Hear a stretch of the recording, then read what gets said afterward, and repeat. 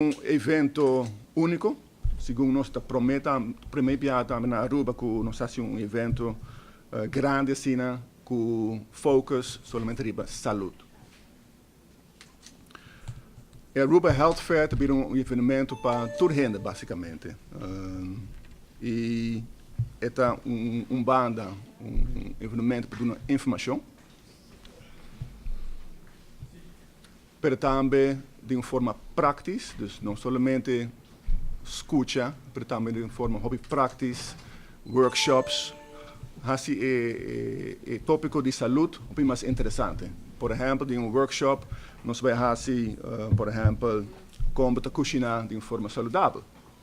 De uma forma prática, toch, assim nós espera para o tópico de saúde ter mais prático também para toda gente compreender e praticar na casa de forma todo dia.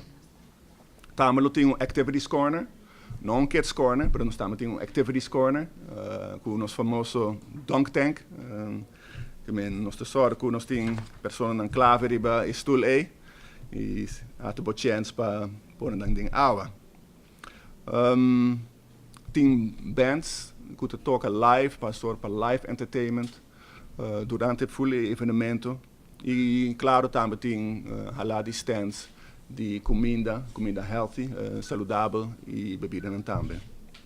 Kortom, é um evento completo, é um evento que te foca para atrair mais gente que possível e assim brinda o tópico de saúde mais cerca de nossos clientes, que é basicamente o povo de Aruba. Mas eu estou vendo o evento mês, no último lugar, 8 de junho, sai um Jasabra. De como Jasabra, passou simplesmente durante o dia, a gente tem que trabalhar, é difícil para atender um evento assim. Então, nós decidimos para pôr um Jasabra e um Jasabra à tarde também, até à noite, para make sure que não tem muito calor, mas à tarde, à noite, é lobira e tem que bande de Jasor, dia sonor hasta, incluindo e live entertainment. Evento mês, no último lugar, Kinana mês, nós temos na AZV Square Garden, dat ding parking lot, nós temos AZV Square Garden, e no último lugar.